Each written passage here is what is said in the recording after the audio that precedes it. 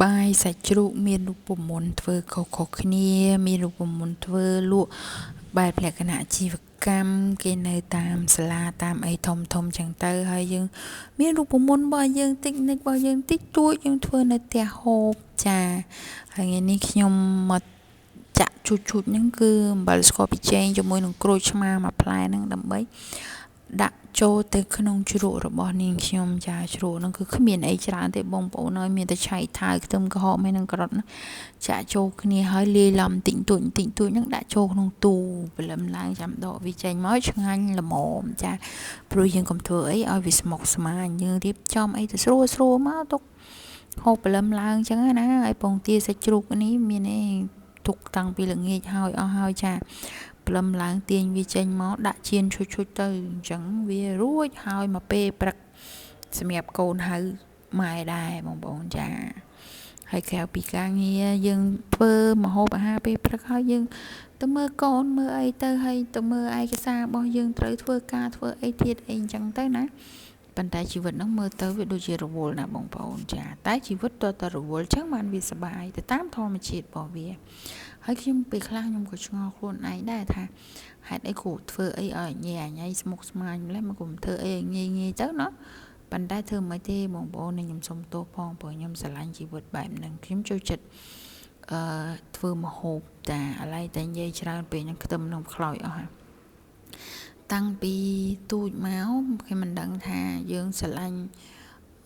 ជំនាញខុសៗគ្នាប៉ុន្តែអាជំនាញកិច្ចការផ្ទះហ្នឹងធ្វើម្ហូបនឹងមួយគឺចូលចិត្តមែនតើចូលចិត្តស្រាវជ្រាវអីថ្មីពេលទៅទៅមើល YouTube មើលអីចឹងទៅដើម្បីចង់ដឹងថាម្ហូបស្រុកនេះគេធ្វើម៉េចស្រុកនោះគេធ្វើម៉េចពេលដែលយើងទៅ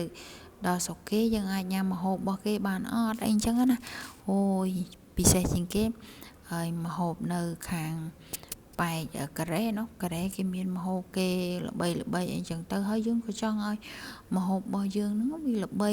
ដូចនៅស្រុកគេដែរដូចបាយសាច់ជ្រូកនឹងចឹងដែរមិនថាខ្ញុំមិនថាគេឲ្យភាគច្រើនណា100នាក់ប្រហែលជា90នាក់ហើយគឺចូលចិត្តបាយសាច់ជ្រូកដូចគ្នាហើយខ្ញុំឃើញបរទេសខ្លះមួយចំនួនពេលដែលគាត់មកដល់ស្រុកយើងហើយយើងបបួលគាត់ទៅភាសាបាយសាច់ជ្រូកចឹងគឺពួកគាត់ចូលចិត្តដែរអញ្ចឹងខ្ញុំសង្ឃឹមថារដ្ឋលោកអាចនឹងពិចារណាដាក់បាយសាច់ជ្រូកនឹងចូលទៅជាអាហារមួយប្រចាំប្រទេសទៅសម្រាប់យើងទទួលភ្ញៀវនៅពេលព្រឹកពេលអីចឹងដូចនៅស្រុកគេ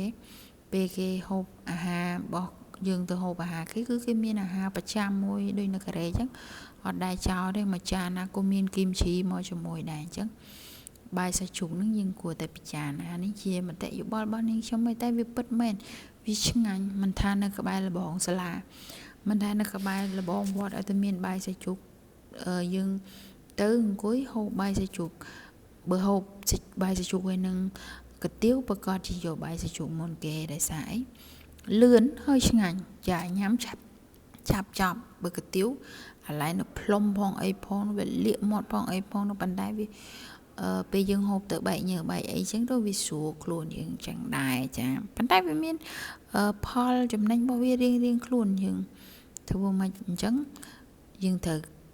នាំគ្នាជួយគិតអភិរក្សអីចឹងទៅចាព្រោះអាហារមួយនោះវាឆ្ងាញ់ចាហើយប៉ុន្តែបើយើងហូបរៀងរាល់ព្រឹកក៏វាអាចធ្វើឲ្យយើងហ្នឹងឡើងគីឡូតាមហ្នឹងដែរចា